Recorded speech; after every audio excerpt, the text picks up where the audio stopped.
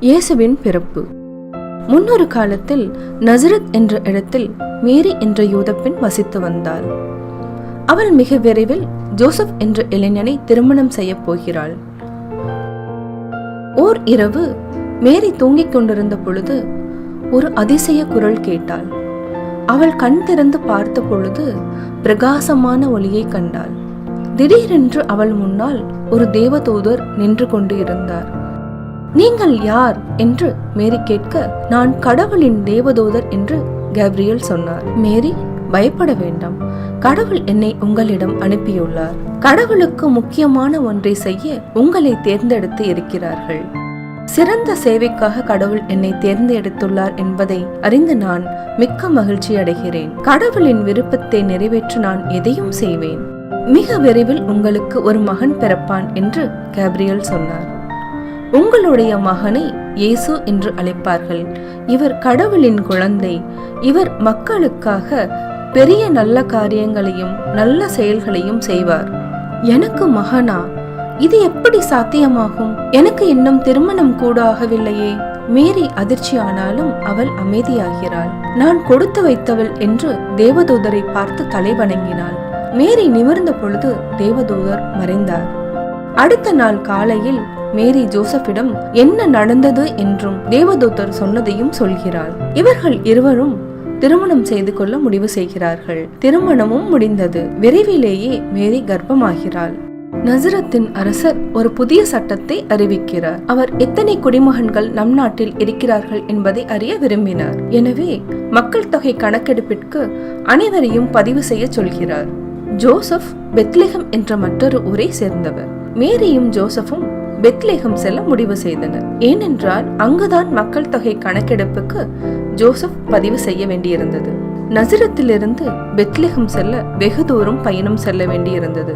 பெத்லெஹம் செல்ல சில நாட்கள் பயணம் செய்ய வேண்டியிருக்கும்.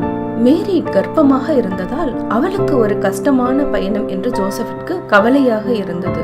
அவர்கள் இருவரும் பெத்லெஹமை அடைந்த பொழுது இருட்டாக தொடங்கியது. ஜோசப் மேரியிடம், நீ சிறிது நேரம் மரத்தினடியில் ஓய்வு எடுத்துக்கொள். நாம் இருவரும் ஓய்வு எடுக்க வேறு ஒரு தங்குமிடம் தேடிக்கொண்டு வருகிறேன்.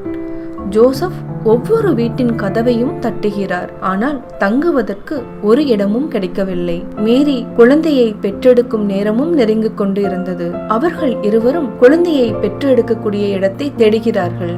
மேரி ஜோசப்பை பார்த்து, கவலைப்படாதீர்கள், கடவுள் நம்மை நன்றாக கவனித்துக் கொள்வார். இருவரும் ஒரு குடிசையை பார்க்கிறார்கள். உள்ளே செல்கிறார்கள். அங்கு நிறைய வைக்கோல் வைக்கப்பட்டு இருந்தன. மேரி வசதியாக ஓய்வெடுக்க அழகான ஒரு வைக்கோல் படுக்கையை செய்ய ஆரம்பிக்கிறார். இது ஒரு அழகான இரவு. நட்சத்திரங்கள் திடீரென்று பிரகாசமான ஒளியுடன் பிரகாசிக்க ஆரம்பித்தன.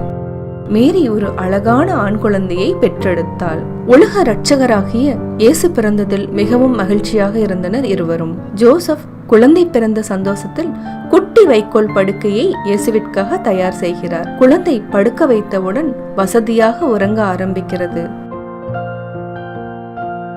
பெத்லெஹத்திற்கு அருகில் உள்ள மலையில் இரவில் ஆடு மேய்ப்பவர்கள் சிலர் தங்கள் ஆடுகளை கவனித்துக் கொண்டு இருந்தார்கள்.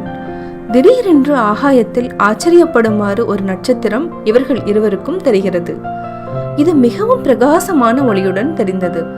சிறிது நேரம் அவர்களால் கண்களை திறக்க முடியவில்லை. அவர்கள் கண் திறந்து பார்த்த பொழுது அவர்கள் முன் தேவதூதர் நின்று கொண்டிருந்தார்.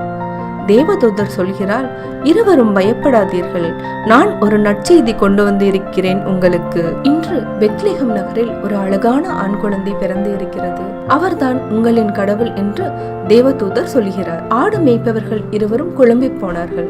ஆனால் இருவரும் பெத்லெஹம் சென்று அந்த அதிசய குழந்தையை பார்க்க வேண்டும் என்று முடிவு செய்கிறார்கள்.